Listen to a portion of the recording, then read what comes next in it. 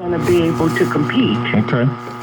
So when we think about illiteracy, how big? I mean, we know that this is ongoing and that we have to do some work. We know that, as you alluded to, that there are two Detroits, and as we start looking towards growing this city, and especially in the communities that we're working so hard in, our students are needing to get better at this. And it sounds like you all have a variety of different programs, very similar to this organization, Beyond Basics, that young people as well as adults can get involved with. So where are the statistics that you are battling against?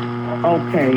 Our focus is, we say adults 16 and over. Okay. But we support other churches and organizations who have programs for younger children, younger people. The issue of illiteracy and lack of basic skills is just so unfortunate. The numbers say that roughly half the adult population in Metro Detroit read 6th grade and below. Nearly 50% of the Detroit market reads 6th grade and below? 6th grade and below. Wow. Half. So you're talking about, you take our current population, half it, you're talking about 350,000 people or more. In the Metro Detroit area or in the Detroit proper area? I'm looking at Detroit proper. Got it. Yeah. Wow. The state, the last survey taken shows that 44% of adults in the state read 44% read 4th grade and below. How can that be? What's happening? We've got all these great schools being built and... Well, we have to go back decades. And we have to go back to the time in the 50s and through the 60s, the late 60s, when Detroit had a premier education system in place. Right.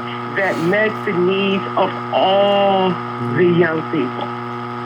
Some of the schools in some of the more affluent areas were more attractive. Mm-hmm. But I attended Northern High School.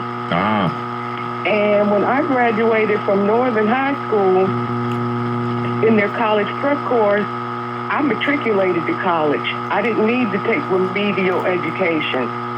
I was able to go to college, graduate, pursue a master's degree, graduate, go on and take my place.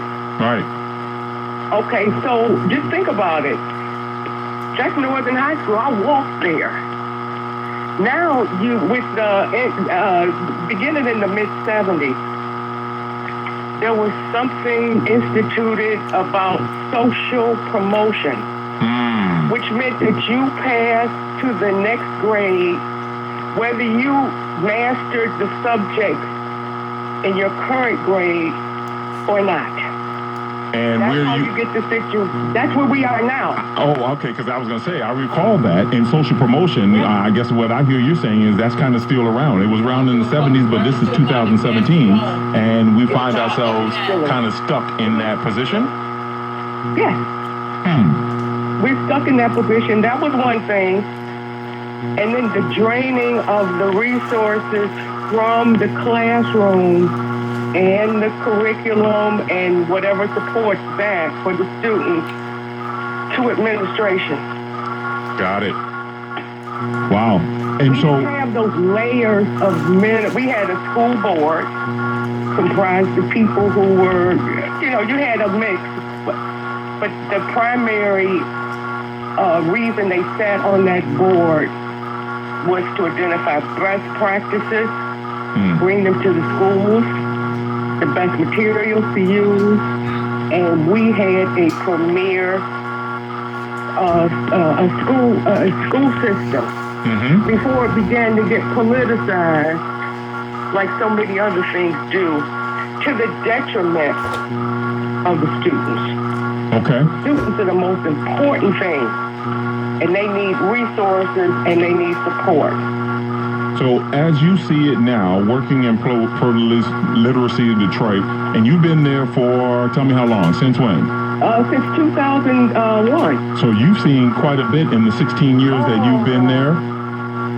I was shocked, quite frankly. What shocked me was what you just said earlier, and I see every day people with high school diplomas reading at the third grade level, unable to complete applications to apply for jobs, unable to even pass a driving test because they can't read the test.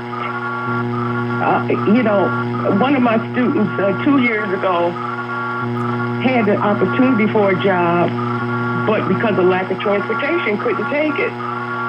So he came to the office every day for 8 hours. He worked it like a job.